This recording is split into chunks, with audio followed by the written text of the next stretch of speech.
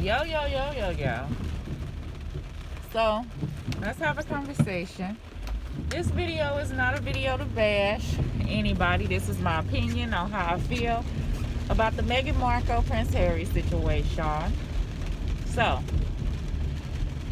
Meghan Markle Prince Harry sat down and spoke with Oprah Winfrey about their experience that they've had when they were together in the house as royals, okay?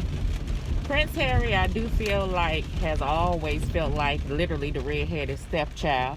I always looked at him out of everybody because I don't keep up with it, but because I saw him in media, I just felt like he was looked at the kid that was the rebel. But I felt like he just went against the grain of what people feel like traditionally stuff has to be, and he just wanted to live his life. Sometimes when people do stuff outside of tradition or outside of what others want you to damn do, don't mean that it's wrong. It could just mean you just want to live your life and fucking be happy, okay? And I feel like that's how Prince Harry, especially R.I.P. his mom, after his mom passed away, he just decided, you know, and I felt like she sparked that in him, that she didn't want to be closed in and stuff. Nobody likes that feeling. I wanted to talk about a couple of things. First thing is, racism is real. Anybody who don't want to look at it, that's your choice not to want to look at it, but please don't act like it don't exist, because it does, and that's period, the end on that, okay? If you run across this video, hopefully we could have a healthy dialect with one another, because I don't argue. You know, we can have a difference of opinion about anything. Maybe I could grow from you, maybe you can grow from me, you know, or maybe we can just agree to disagree, you know. I wanted to talk about some issues that Meghan Markle spoke of in her interview. Her and Prince Harry did the interview together, but she had her part first. So in her part, she mentioned some things in her video, such as she wasn't able to go hang out with her friends, not even to have simple lunch, you know, that she went through severe depression. Her thoughts went to suicidal thoughts. She reached out and tried to get help that was rejected. Basically, she was told, suck it up, buttercup, you know. You know, so depression and mental illness, I want to say, is a real thing, okay? For you, for me to come from a place of depression, mine came in after my daddy died, and he was just kind of stripped away from me, so I had to learn to be without him again. And during that time, I went through surgery. I'm gonna get off of me. I had a hysterectomy, so my body, like, I went to sleep one person and woke up somebody else. Like, my moods and shit changed. Like, I didn't have no hormones anymore. You know, I felt like I went to sleep a woman and woke up a fucking man, like, in some aspect, because the womanly parts. Not to be TMI, but I'm just telling you, it could spark menopause in a young woman. Like, I'm only 44, so I had no reason to be going through menopause and stuff at the age that I was going, and this going on 10 years that I had a hysterectomy, so I had to get to know myself again, okay? So that's just a tidbit about me. So anyway, so Meghan sparked about mental illness and stuff. I knew that had to be hard for her to be put in that situation, because when I read up on Meghan, I saw that she was a women's advocate of women's rights and also social justice. So for her to be very silent or silenced, as she says, because that is her experience, or not able to speak, or to be going through social injustice, and also because she was smeared and not being able to speak on it and told to hush about it, that had to be hitting her at a place, you know what I'm saying? Any person who has, I feel like, an integrity or a character about themselves when it comes to defending others and amongst themselves, and they can't do that, or they feel like when it's time to do that, they don't step up to do that, then it make you feel something on the inside. It really does. And only people who feel that would know what I'm talking about. And it's not to say nothing bad about the other people who maybe you don't feel like that. So Meghan Markle, she spoke on those subjects. She also spoke on big things like Prince Archie not being able to have security. I don't get that. I don't care if he's not going to be a prince. I don't get that. I don't know why you wouldn't give him security. Like, somebody knows somebody uncle who may have a little cash and they son may have security. You know what I'm saying? And they ain't no damn royale either, you know? Harry being asked by a member of the family about being questioned about Archie's skin tone once he comes into the world. Racism in itself, you know, that shouldn't even be a question, period. That's racist. If you don't know what racist is, that's an example of what the fuck racism is, okay? I don't care if the child come out purple, like, love them, okay? Just love them. That's all you need to do. That's the only thing you need to be worried about, whether or not he's healthy. The color is not a problem, okay? It shouldn't even be a problem or issue or question, okay? Now, a lot of these things were said, and what I can say is, I don't know if they're true or not, but I do know Harry sat there and agreed with Meghan on some of the things, the very harsh things. The big thing was about the racism. Was I shocked? No. Do I think this stuff happened? Yes. Do I feel like it's something that them as a family can push forward and get through? Sure, if you have willing parties and not someone that's sitting around that's just worried about the image of things or how shit gonna look if something happened. I feel like with the Meghan Markle situation, that was her experience. People came out the next day, and I thought that conversations, I knew that it was going to be some bullshit, but I thought that amongst the bullshit, because there's always people that try to deflect or act like the shit didn't happen, and hopefully if I say it's not true, it all go away, but it's too many ways that this is not just going away by being swept up under the rug. It has to be looked at. So the next day, I had looked online, and I expected to also see bullshit, but I expected to see conversations sparked of mental illness, depression, you know, people coming together, speaking about if you ever thought about taking your life. So I'm going to say that here and now, if you come across this page and you ever had suicidal thoughts, it's places that you can go. It's people that you can talk to. I know sometimes you can't talk to your family because it feel like they may not understand, because I know the things that I was going through, I felt like my family couldn't relate. It was just certain things that I was going through, like I just felt like I had to get through them with my Lord Jesus and on my own. And I'm telling you this because I don't know why I'm saying about me, but maybe you need to hear whoever you are. If you come across this page, you have to fight for you, because it's been plenty times where I waited for help and I got it through my Lord and Savior, but it came along with nobody physically came back to help me. I had to learn how to get the fuck up on my own, and I'm lucky that I have learned to do that. And I'm saying that because I see that in Meghan. Now, I believe that she was depressed because I recall one interview that she did with a reporter. And the reporter, she had on this khaki dress, her hair was pulled back. She did not look happy at fucking all. Like, and her and Prince Harry had just got married. You would think she'd be like Cinderella, like blushing, like happy. You understand? But she looked broken, and she looked tired, and she looked like she was sad. So Meghan had, the reporter asked her, how you doing? And she damn near cried. She was like, first of all, thank you for asking me that shit. It made me feel so bad for her, because I know that, and I don't mean to keep coming back to me, it's been times that all you need to be asked is how the fuck you doing, just somebody for somebody to know that they care about you. It be people walking around here that don't give a fuck about how you doing, how you feeling, and just small things. I say that to people out there in the store. If I see a girl and she look cute, you look cute, because somebody could have called her fat earlier that motherfucking day, or she could have a mate, or he could have a mate at home that call her fat and ugly and ain't gonna never be nothing. Then they really say they stepped together that day. Who knows what you can change by just being nice to an individual. So I try to be that way. But I feel like that lifted her. That small thing, he probably don't even know the impact he had just by asking that woman, how you doing? You know what I'm saying? Because probably nobody asked how the fuck she was doing. Is the way she probably fucking felt. Once again, it's her experience.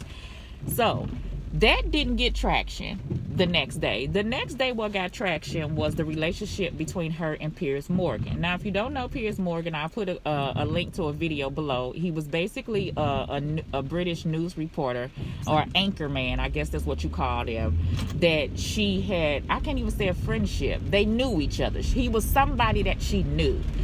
He said he met her because when she used to work on Suits, he liked the show, and that he was following a couple of the castmates. Where she followed him back, that sparked the conversation a couple of times.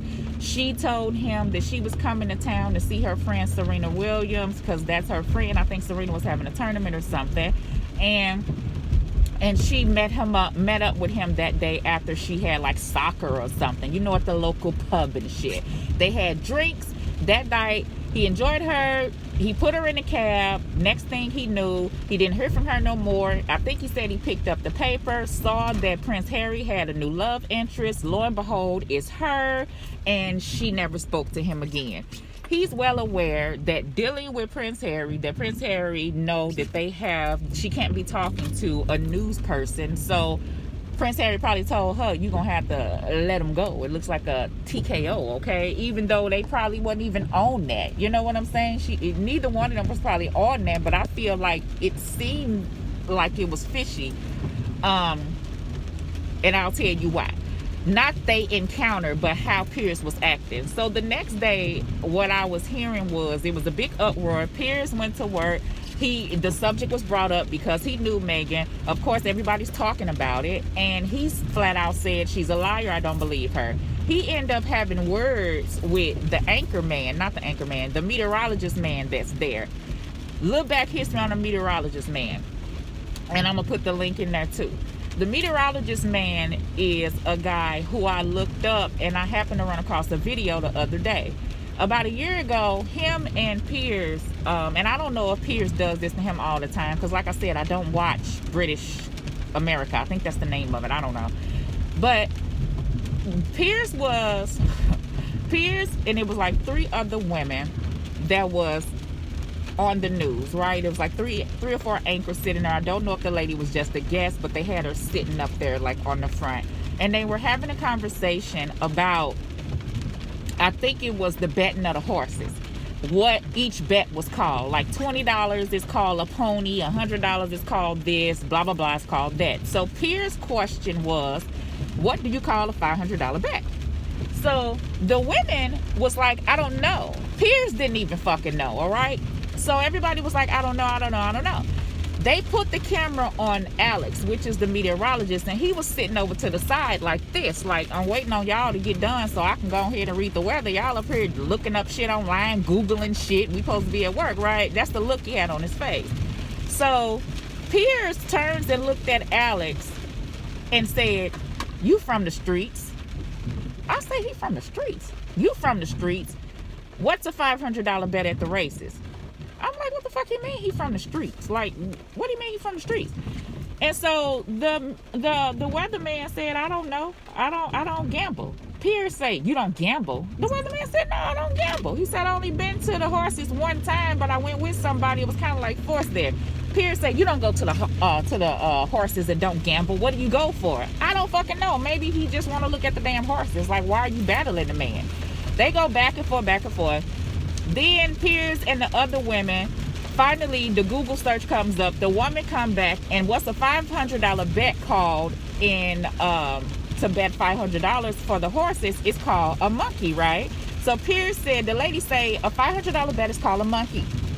And then she was going down the list. A $100 bet is called this. A $20 bet is called that, right? So Piers said, oh, okay, a $500 bet is called a monkey. She said, yeah. So at this point in time, now you done looked it up. You got me sitting over here waiting is what I'm feeling like the weatherman is feeling. They put the camera back on him. He says something to the effect of, like, could you hurry up? Like, are we done? Like, boring. Like, this is boring to him.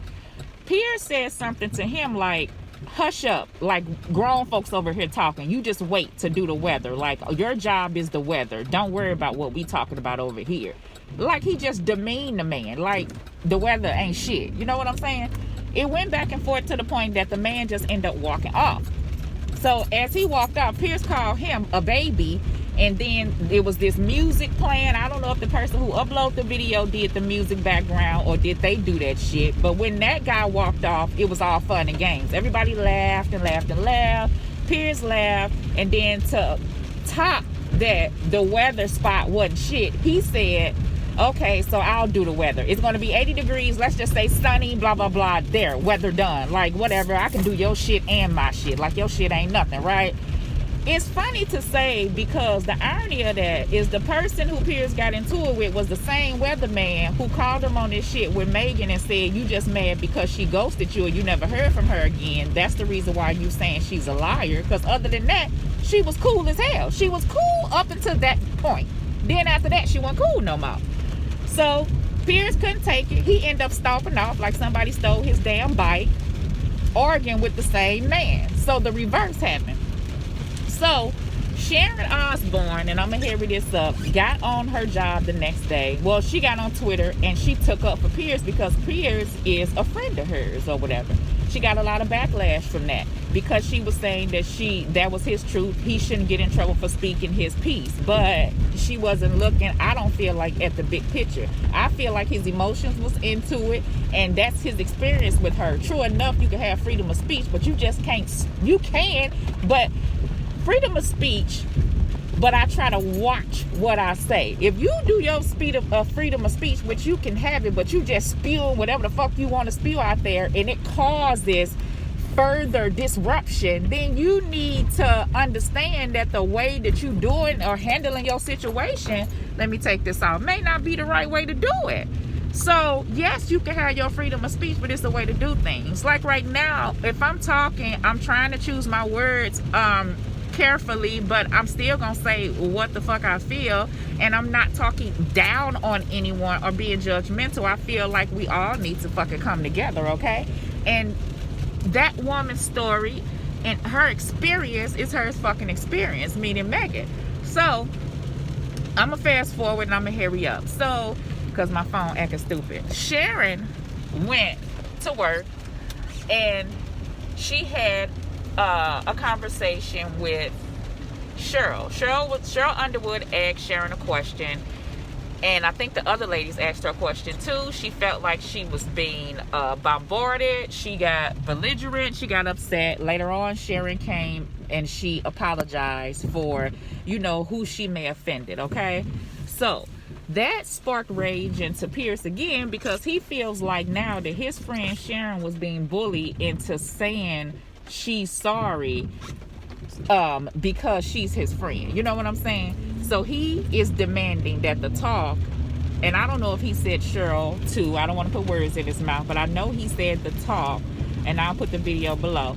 The talk to apologize to SHARON, and I don't know, he said his damn self, which I find that ironic, because if your whole issue is that people can say, you can say your freedom of speech and speak derogatory remarks against Meghan Markle, but if somebody else speak their freedom of speech and maybe say remarks that you don't like, or whether or not you feel like it's derogatory, you're demanding an apology? Whatever happened to freedom of speech? Like, you cannot have it fucking both ways is what I'm thinking. Like, what is going on?